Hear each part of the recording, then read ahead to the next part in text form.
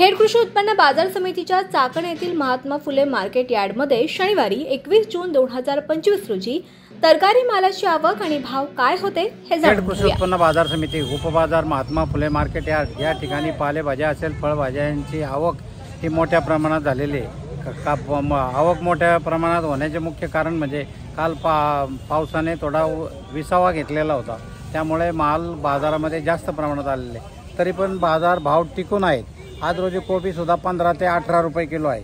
फुलावरचे भाव थोडे कमी झालेले, फुलावर 10 ते 15 रुपये किलो आहे। वांगी सुद्धा 30 ते 40 रुपये किलो आहे। टमाटी 10 ते 15 रुपये किलो आहे।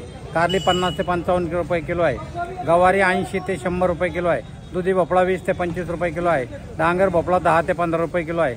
शेवगा 50 ते 60 रुपये किलो आहे। मिरची सुद्धा 30 ते 40 रुपये किलो आहे। दोडगा 50 ते 60 रुपये किलो आहे।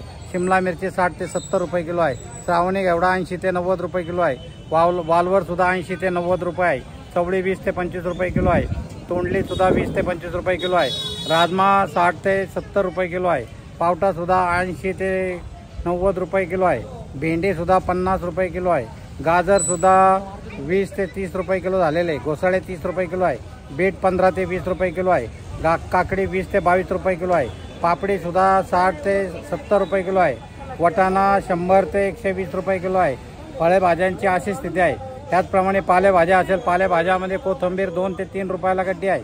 त्याचप्रमाणे मेथी असेल, मेथी 20 ते 25 रुपयाला गड्डी आहे। त्याचप्रमाणे शापू 7 ते 8 रुपयाला गड्डी आहे। त्याचप्रमाणे पालक असेल, पालक सुद्धा 7 ते 8 रुपयाला गड्डी आहे। सर्वसाधारण बाजारामध्ये अशी स्थिती आहे।